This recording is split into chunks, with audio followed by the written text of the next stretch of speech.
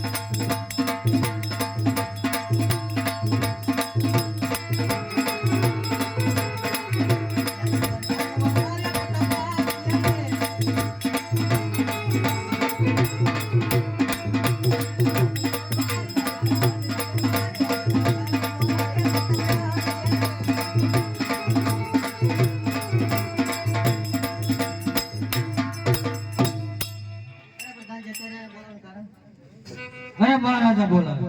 અરે પિતાશ્રી અત્યારે બોલાવાનું કારણ અરે બેટા પ્રતાપરાય